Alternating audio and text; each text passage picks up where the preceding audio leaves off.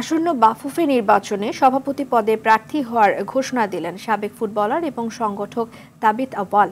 প্রাথমিক ঘোষণায় পূর্ণাঙ্গ প্যানেল নিয়ে বিস্তারিত না জানালেও একটি শক্তিশালী পরিষদ গঠনের ইঙ্গিত দেন তিনি। নির্বাচিত হলে তৃণমূল ফুটবলে বড় পরিসরে কাজ করার ঘোষণা দেন বাফুফের দুইবারের সহসভাপতির দায়িত্ব পালন করা তাবিথ আউয়াল। বলেন, তার রাজনৈতিক পরিচয়ের বাইরে নির্বাচনে একজন সংগঠক এবং সাবেক ফুটবলারের পরিচয়টাই হবে মুখ্য। মাহফুজুল ইসলামের রিপোর্ট। সর্বাধুনিক প্রযুক্তি ও সেরা মানের উপাদানে তৈরি আরএফএল চেয়ার, ক্ষমতার নয় সমতার চেয়ার। আবারও আলোচনায় সাবেক ফুটবলার ও সংগঠক তাবিথ আউয়াল। আসন্ন বাফুফের নির্বাচনে প্রতিদ্বন্দ্বিতা করবেন তিনি। আগের দুইবারের সহসভাপতি তাবিথ এবার নির্বাচন করবেন সভাপতি পদে। আমি এই চতুর্থবারের জন্য আমি বাংলাদেশ ফুটবল ফেডারেশন ইলেকশনে আমি ইন্টারেস্টেড পার্টি না, আমি অবশ্যই ইলেকশনে লড়ব। তো বর্তমান কনস্টিটিউশনের আন্ডারে আমি প্রেসিডেন্ট পদের জন্য আপনাদেরকে অফিস জানাতে চাচ্ছি যে আমি লড়ব। আমার ইন্টেনশন হলো প্রেসিডেন্ট পদে ইলেকশন করা। এরই মধ্যে আরেক আলোচিত সংগঠক তরফদার রুহুল আমিন সভাপতি পদে নির্বাচনের ঘোষণা দেন। তার প্রার্থিতা ঘোষণার দিন সঙ্গে ছিলেন সাবেক ফুটবলার আমিনুল হক। আমিনুল ও তাবিথ দুজনেই বিএনপির কেন্দ্রীয় নেতা। এ নিয়ে নিজের অবস্থান পরিষ্কার করেন তাবিথ।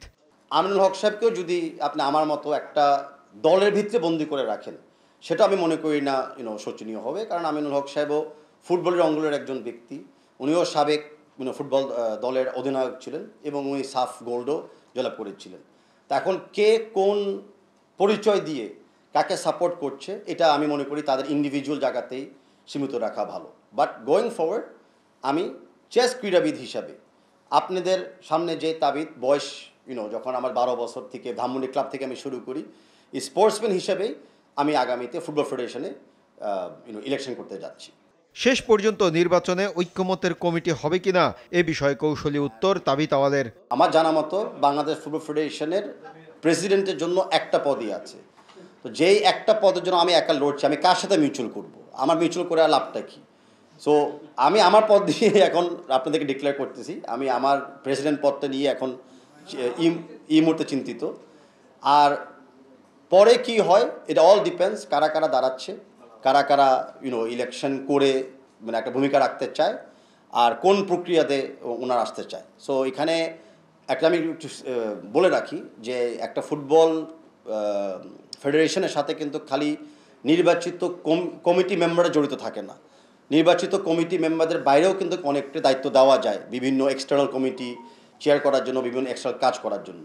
সো এই দলটা কিন্তু একটা বড় দল হবে। এই দলটা কিন্তু not limited to just committee members. এই দলে কিন্তু আরও অনেকেই জয়েন করতে পারে। তাই জায়গাটা এখনও কিন্তু অ্যাটলিস্ট অনেক প্রিমেচুর এই মুহূর্তে কথা বলার জন্য। আগামী 26 অক্টোবর অনুষ্ঠিত হবে বাফুফের নির্বাচন, যা নিয়ে এখন সরগরম দেশের ফুটবল অঙ্গন। Thank you. Mahfuzul Islam, RTV, Dhaka.